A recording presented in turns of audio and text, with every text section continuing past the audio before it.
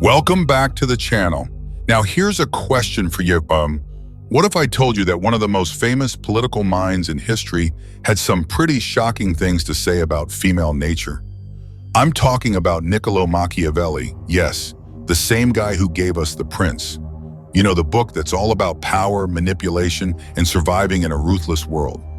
But what if I told you that his insights go far beyond just politics? That he actually had some brutal yet fascinating views on women and how they navigate power, relationships, and manipulation. In today's video, we're diving deep into Machiavelli's untold secrets about female nature.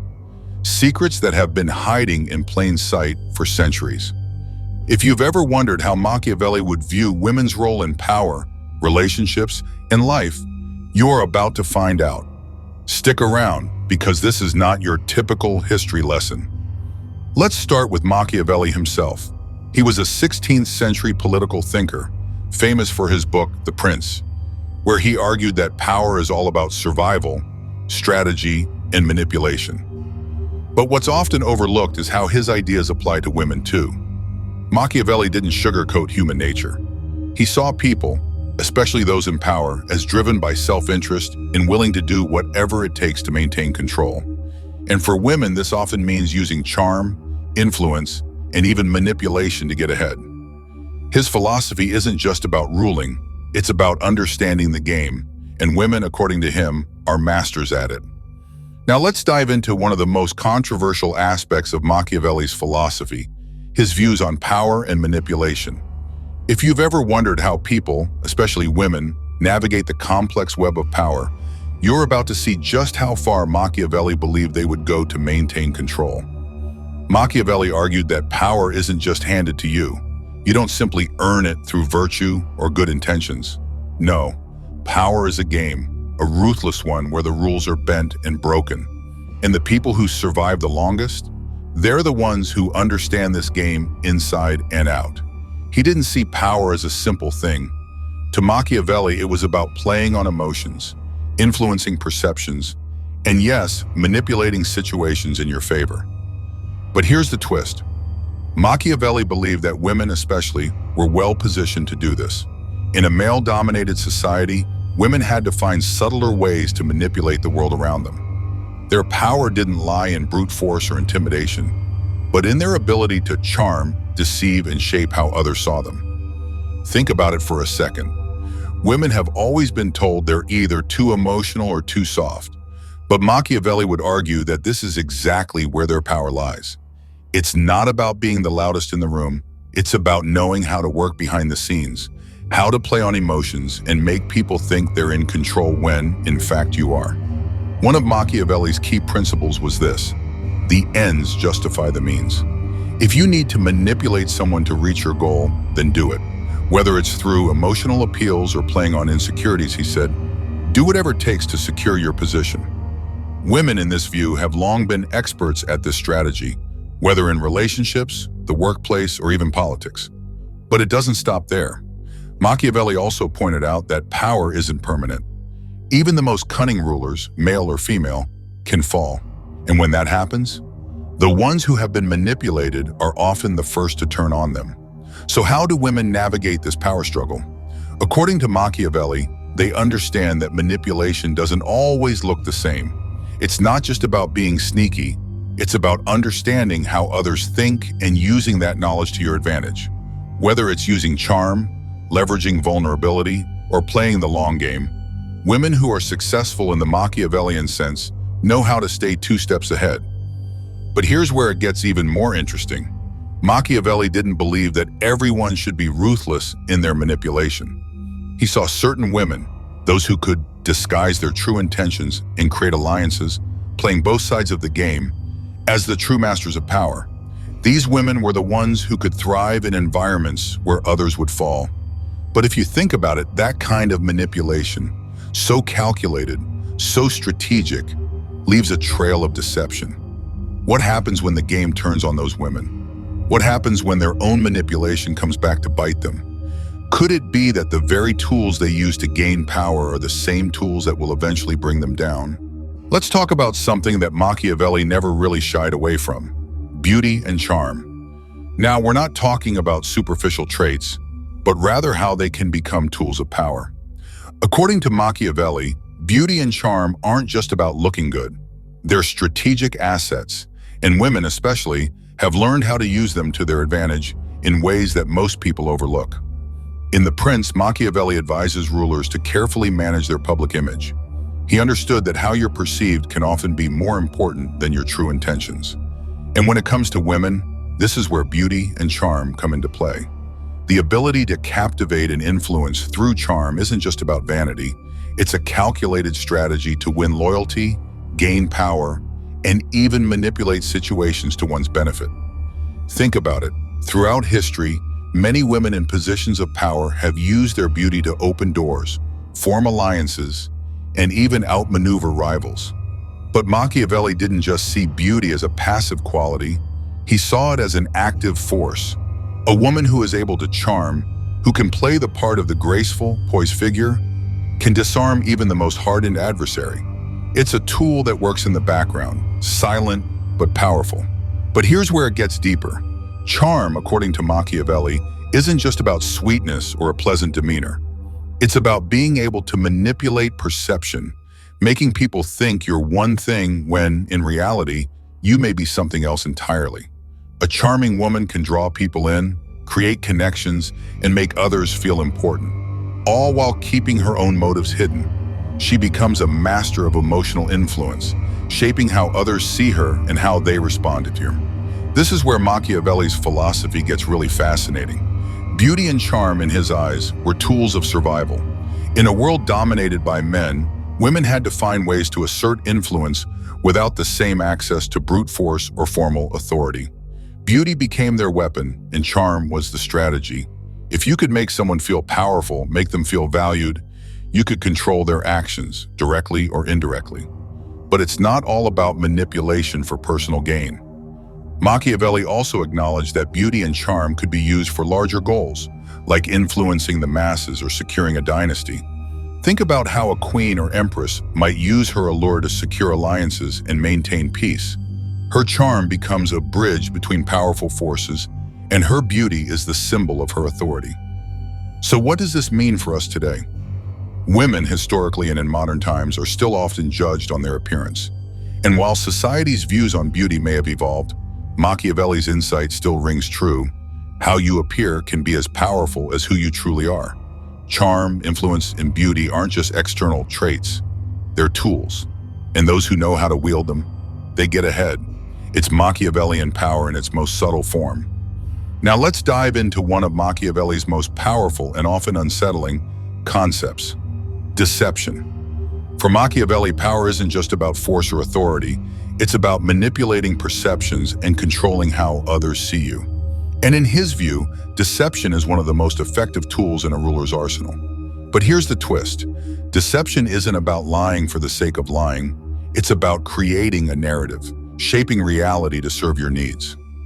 When Machiavelli talks about power, he often emphasizes that the true power lies in making people believe what you want them to believe. And for women, this is especially crucial. Women who for centuries have been limited in their ability to exert force or direct control have learned to use deception as a weapon. They don't just manipulate facts, they manipulate emotions, perceptions, and relationships to create a reality that works in their favor. Think about how deceptive nature can work. For women, appearing weaker than they are can actually be a form of manipulation. Imagine this. By acting helpless or vulnerable, a woman can often make those around her more willing to help, protect, or fight her battles for her. This isn't about being weak. It's about playing the game of power through subtlety, by masking true intentions and playing on the emotions of others. Machiavelli himself would have applauded this strategy, as he believed deception was about getting others to do the work for you without ever revealing your true plans. But deception doesn't just stop at vulnerability. Women have been masters of using their emotions as tools for influence. Whether it's feigning sadness, using charm, or expressing anger in a calculated way, women know how to play with people's emotions to gain control over them. And Machiavelli's philosophy would call this genius, because while the men around her are busy reacting to emotions, she's quietly pulling the strings, setting up her next move. The key to Machiavelli's views on deception is that it always serves a greater purpose. It's not about lying to make someone feel good or to trick them for no reason. It's about using deception as a strategy to achieve something bigger. Women historically have had to use these methods to navigate worlds where they didn't have the same kind of power as men. Machiavelli understood that those in power have to manipulate what others think of them, even if that means distorting the truth or creating a false image. But let's talk about strategy. Deception isn't just about being sneaky, it's a calculated move. In Machiavelli's world, a ruler, whether man or woman, needed to stay several steps ahead of everyone else. And women who master deception know how to read people, anticipate their reactions, and create opportunities from thin air. They know when to tell the truth, when to conceal it, and when to twist it just enough to get what they want. The ultimate goal here, according to Machiavelli, is to shape reality. And when it comes to women, this is where their power lies. Not in brute force or overt aggression, but in the ability to make others believe what they want them to believe. By controlling perceptions, by shaping emotions, and by acting strategically, women become the true players in the game of power, just as Machiavelli would have said.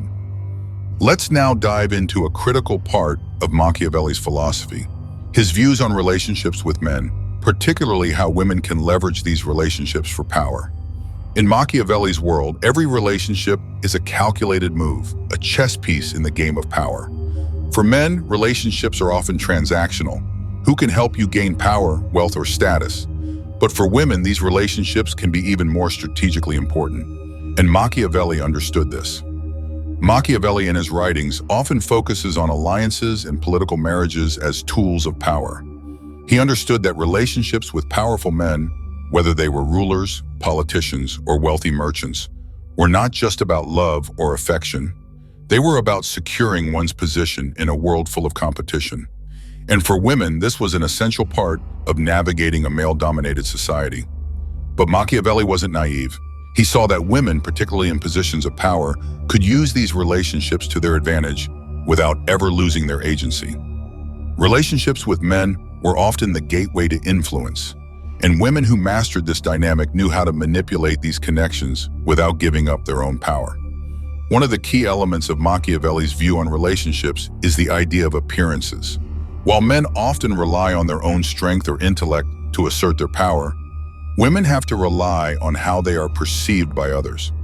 Machiavelli believed that power was often about creating the illusion of strength, control, or benevolence, and women understood this better than anyone.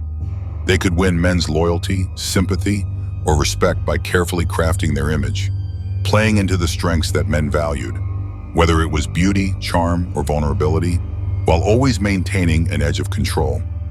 This is where manipulation comes in. Machiavelli didn't shy away from acknowledging that manipulation is often an essential part of gaining and maintaining power. For women, this wasn't just about using their influence for selfish gain. It was about strategically managing relationships to keep men in their orbit. Whether it's through flattery, seduction, or feigned vulnerability, women were able to control the men around them, ensuring that their interests were always prioritized. But here's where Machiavelli's view gets even more interesting. He didn't see these manipulations as weaknesses. They were strategies for survival.